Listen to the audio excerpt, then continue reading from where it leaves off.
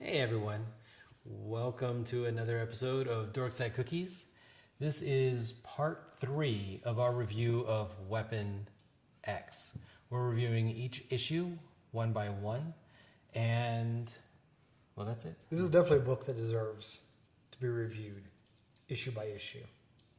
It's a good book. It is a really good book. Well, because the popcorn books nowadays, Yeah.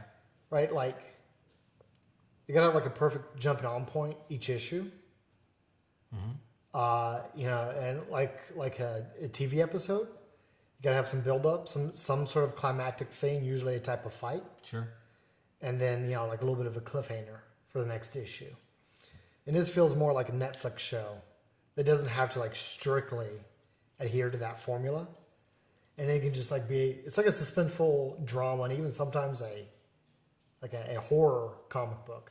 Like there's definitely some horror aspects. I mentioned that in the beginning. This definitely reminds me of growing up reading the horror comics of the 1960s. Yeah. So yeah, this is what I think is sort of interesting is this is told much more similar to like a manga Yeah. than it is an American comic book. You think so? I think so. I mean, I don't think there's any.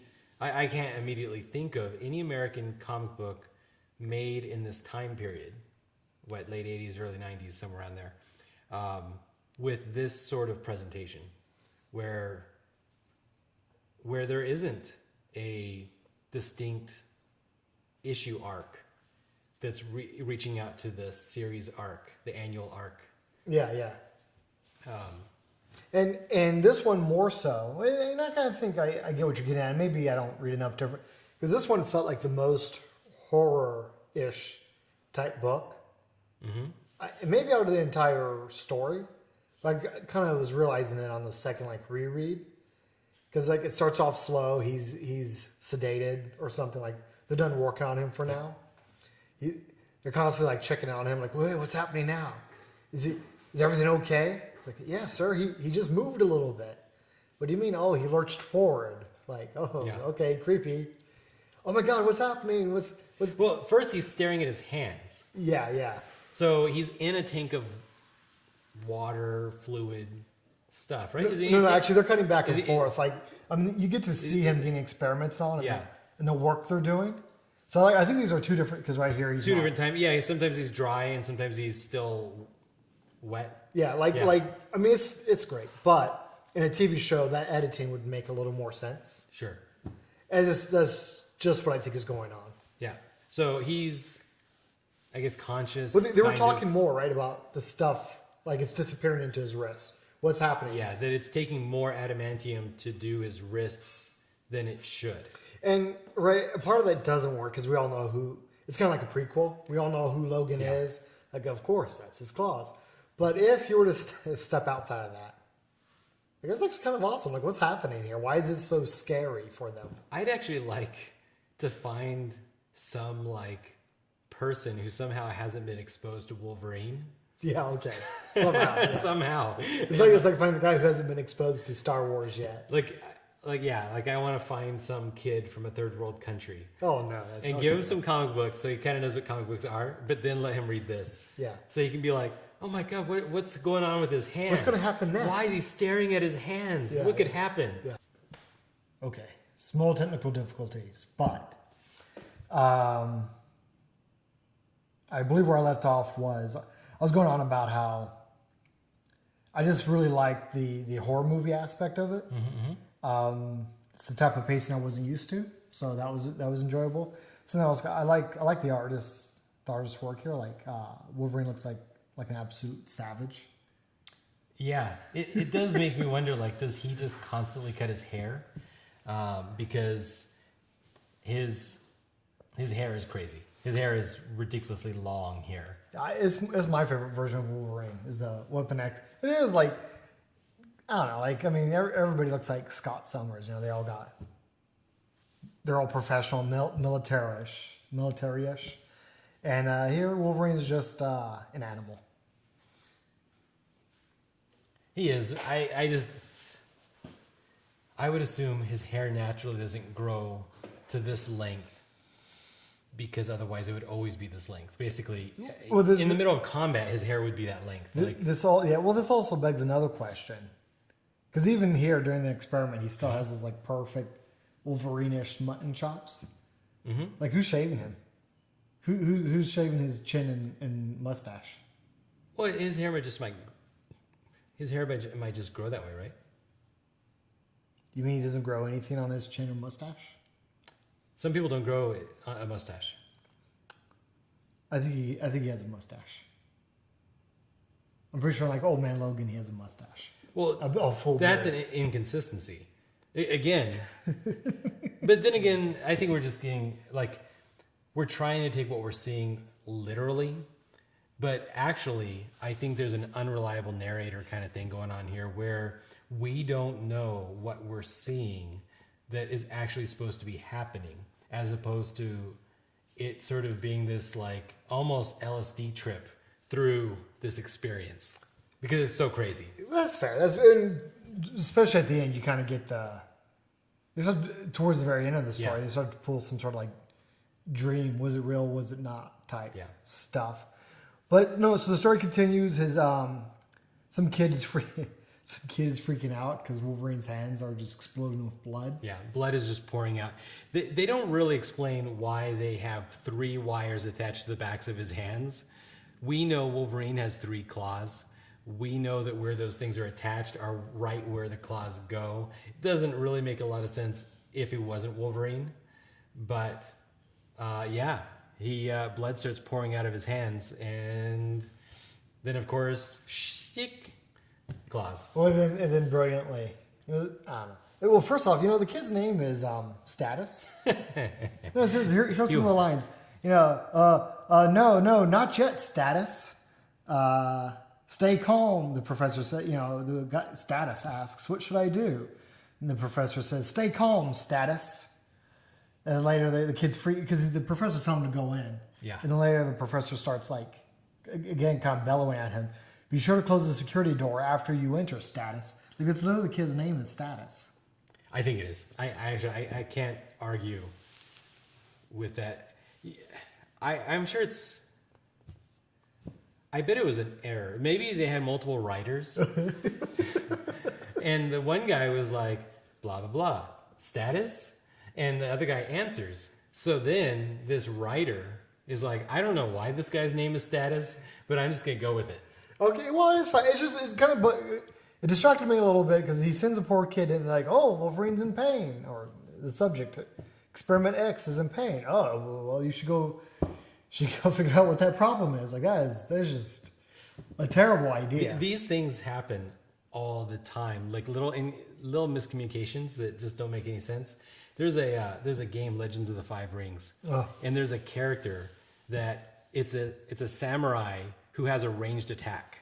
In the picture is a samurai on a horse with a giant pink bow, like a pink hair bow. Why does it have a giant pink hair bow? Because the request to the artist was, please draw a samurai with a bow. Because he has a ranged attack. Is that for real? That's for real. He has real. a massive ranged attack, and in the picture he's got a giant pink bow. No, he doesn't have an actual weapon bow. He just has a hair bow because the artist thought that that's what the requester wanted. Maybe that's exactly what the requester wanted. Maybe they had an argument like, he gave him this beautiful picture with a bow, and he's like, no, I want a giant bow in his hair. Like, he's got a ranged attack, right? He's got a bow and arrow. Yes, he does. Now put a giant pink bow in his hair. I know exactly what I'm doing. It's possible, and maybe his name really is Status, and maybe Maybe it's just a code name. Maybe it's unkind to Canadians. Maybe there's a bunch of Canadians named Status. Is that a Canadian name? Well, maybe we're Americans and we don't know any better. It's possible. But poor Status, he gets sent in there. He gets sent in. This is where... Number one. The doctor starts off the issue talking to a mysterious boss about how he's kind of offended that he wasn't told that Logan was a mutant. And he's like, what else was I not told? I assume he wasn't told about claws in his hands. Yeah. But this guy sends in poor status and tells him, "Oh, make sure you lock the door." Yeah. No, that's. I mean, it's fine. I like it for what it is, but it's kind of goofy because, like, if I was that kid, like, he's bleeding and knives just came out of his hand. What should I do? Oh, well, you should go in there and lock the door. Dude, you're crazy. Are you trying to set me up? What's going on? If Status had grown up watching the TV shows of the 2000s, he would never have fallen for this. No, come on. We're totally cynical now. Well, you know, Sass is a Canadian. He was just being really polite about it, and this is what happens. Sometimes you gotta tell your boss to fuck off. It's true. Yeah, but actually, back to the horror pacing. Like, and then they cut to the Cornelius guy. He's gathering up some guards because he knows the right thing to do. Yeah. And so they kind of make you wait a little bit longer as to what happens to poor Status. This shot of Cornelius, with actually that's kind of nice and big. Cornelius with him like just looking into the, into the viewport of the panel. Yeah. Man, that is a classic horror scene. I really appreciate it. I like it. I like it too. Yeah. And then everybody just has a collective freak out over poor Status being dead. And of course the professor has to be your stereotypical dick, and it's like, oh, that's magnificent. I love that a kid got butchered. For what reason? Why? Because he's the bad man. It's just a little over the top. That's my only frustration sometimes with some of the things that are happening, is that, especially because of what happens later, the mad scientist Cornelius. It's the professor and Cornelius. The professor, yeah. The professor just seems over the top evil. Yes. And I mean, it's okay, but it's kind of goofy too. Yeah, like, what is he learning? I appreciate some mad scientists who are actually performing some sort of experiment. Like Lex Luthor. When? The Golden Age, when he conducted an experiment and Superboy betrayed him. And the experiment was to make you bold, apparently. So this is the kind of evil experiment that I appreciate. Lex Luthor rigs the space shuttle to explode, knowing Superman will rescue the astronauts. And when it explodes, infusing Superman with radioactive isotopes that now allow Lex Luthor to know where Superman is anywhere on the planet. That, to me, is some evil experiment scientist stuff. Like, wait, he was willing to kill all the astronauts in the shuttle? Yep. He was willing to, like, ruin his own space shuttle that cost millions of dollars? Yep. Because he's evil and he has a purpose. And his purpose is now he knows where Superman is. Superman has lost his secret identity. He's stuck.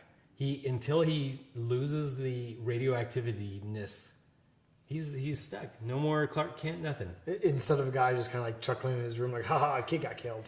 Yeah, like, yeah. Well, it just shows how it's supposed to be how married he is to the project. And the only thing he cares about is proving he can make the most deadly controllable weapon. I would feel better about it if they ever said that their purpose was to make the most deadly controllable weapon. And they actually really don't say what Weapon X is about. I mean, like, it's heavily implied by what's happening. Sure. But yeah, no, nobody's, like, there's no mission statement. You don't know what they're doing. Yeah. Except for being a bunch of jerks. But that was it. That was issue 3. So I think I'm most looking forward to issues 6 and 7. I think that's where things go crazy. But we'll continue on with issue 4. So thank you for joining us, and I'm Richard. This is Leiden. Click like, click subscribe. We know the routine now, Rich. Yeah. All right. Bye, guys.